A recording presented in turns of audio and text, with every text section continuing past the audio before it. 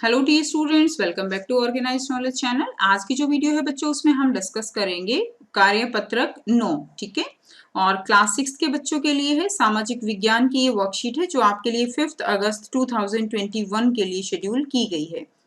आज की जो वर्कशीट है बच्चों, उसका विषय क्या है कि लोग कहाँ रहते हैं।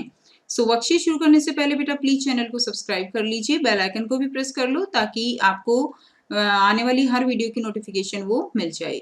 तो इस वर्कशीट में हम इतिहास के बारे में पढ़ने वाले हैं कि जो पहले के लोग थे वो कहाँ रहते थे, कहाँ पर वो अपने लिए चावल गेहूं कैसे और कहाँ पर कब उगाया गया।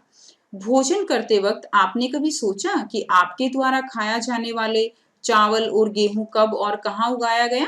आइए इस प्रश्न का उत्तर हम दिए गए इस मानचित्र से ढूंढते हैं।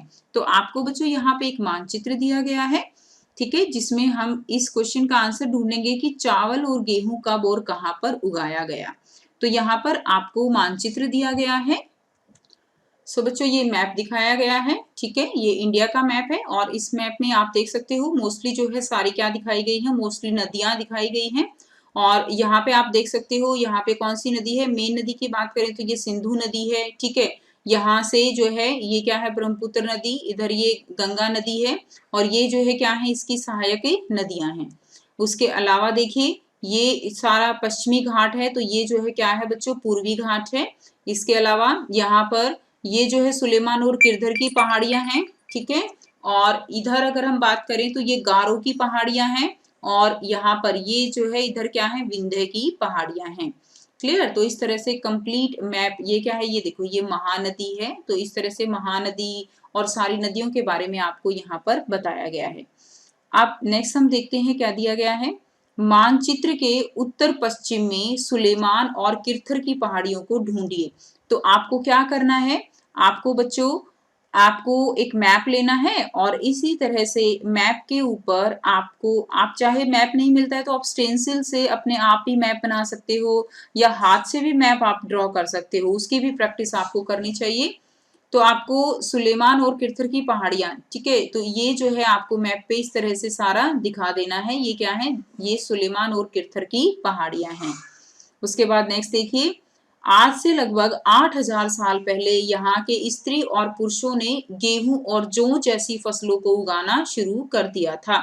तो आज से कितने साल पहले, लगभग 8000 साल पहले यहाँ के जो स्त्री पुरुष थे उन्होंने गेहूं और जौ जैसी फसलें यहाँ पर उत्तर पश्चिम में सुलेमान और किरथर की पहाड़ियों में उगाना शुरू कर दिया था। उत्तर पश्चिम में सुलेमान और किरथर की पहाड़ियों में। क्लियर है? तो ये जो एरिया है आपका, ये क्या है, ये उत्तर की तरफ तो ये हो गया, देखिए ये होती है उत्तर दिशा, ठीक है बच्चों। ये क्या है, नीचे की तरफ है दक्षिण, ये है पूर्व और ये कौन सी दिशा है, ये है पश्चिम दिशा। तो ये क्या हो गया, ये उत्तर पश्चिम जो है, ये वाला एरिया उत्तर पश्चिम का एरिया हो गया जहां पर सुलेमान और किरथर की पहाड़ियां हैं। उसके बाद देखिए उत्तर पूर्व में क्या है, गारो तथा मध्य भारत में विंध्य पहाड़ियों को देखिए। तो हमने अभी देखा उत्तर पूर्व में गारो की पहाड़ियां, ये जो है ये उत्तर पूर्व, ये गारो की पहाड़ियां हैं और यहाँ सेंटर में क्या है, इधर ये जो है विंध्य की पहाड़ियां हैं, ठीक है। उसके बाद देखिए नेक्स्ट है, ये कुछ ऐसे अन्य क्षेत्र थे जहां कृषि का विकास हुआ। जहां सबसे पहले चावल उगाया गया वे स्थान विंध्य के उत्तर में स्थित थे। कहाँ थे, विंध्य के उत्तर में स्थित थे। मानचित्र पर सिंधु तथा इसकी सहायक नदियों को देखिए, ठीक है। तो हमने अभी सिंधु और उनकी सहायक नदियों को देखा, एक बार फिर से हम देखते हैं सिंधु और उसकी सहायक नदियां। देखिए यहाँ से अगर हम देखें तो ये जो नदियां हैं, ये देखिए ये नदियां जो हैं ये क्या है, ये सिंधु नदी है और ये क्या है, इसकी सहायक नदियां हैं, झेलम, चेनाब, रावी, ये सारी इसकी सहायक नदियां हैं, ठीक है। तो अब आपको क्या दिया गया है, अब आपको दिया गया है कि सहायक नदी किसे कहते हैं। सहायक नदी उन्हें कहते हैं जो एक बड़ी नदी में मिल जाती है। क्लियर? यानी जो हमारे पास यहाँ पे देखिए ये जो सारी नदियां हमने देखी, एक बार फिर से मैप से समझते हैं। चेनाब नदी है, झेलम है, रावी है, सतलुज है, ये सब सिंधु नदी में आके मिल जाती हैं, ठीक है। तो इनको हम क्या कहते हैं, इनको हम सहायक नदियां कहते हैं।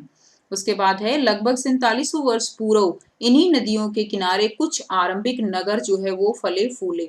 तो लगभग 47 वर्ष पूर्व इन्हीं नदियों के किनारे जो नगर थे सबसे पहले वो यहीं फले फूले थे, यहीं पे उन नगरों का विकास जो है वो हुआ था। अब हम फर्स्ट क्वेश्चन करेंगे, रिक्त स्थान की पूर्ति कीजिए। तो सबसे पहला है गेहूं सबसे पहले डैश स्थान पर उगाना शुरू किया गया। ठीक है, तो आप क्या लिखेंगे? देखिए हमने पढ़ा था कि उत्तर पश्चिम में सुलेमान और किरथर की पहाड़ियों में सबसे पहले जो है गेहूं वो उगाना शुरू किया था। तो आप यहाँ पर लिख देंगे इसके आंसर में उत्तर पश्चिम, गेहूं सबसे पहले उत्तर पश्चिम में सुलेमान और किरथर की पहाड़ियों पर उगाना शुरू किया गया। ठीक है, आप स्थान यहाँ से हटा दीजिएगा, पर उगाना शुरू किया गया। नेक्स्ट देखिए, चावल सबसे पहले कहाँ उगाया गया? तो चावल यहाँ पे हमने पढ़ा था सबसे पहले चावल उगा गया वे स्थान विंध्य के उत्तर में। तो यहाँ पे आप लिख देंगे, यहाँ पे विंध्य के उत्तर में, विंध्य के उत्तर में।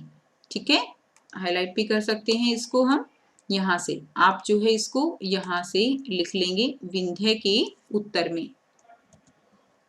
नेक्स्ट देखिए, सिंधु नदी की सहायक नदियों के नाम लिखिए। सिंधु नदी की सहायक जो नदियां हैं उनके नाम बच्चों आपको लिखने हैं। तो सिंधु नदी की सहायक नदियां कौन कौन सी हो जाएंगी?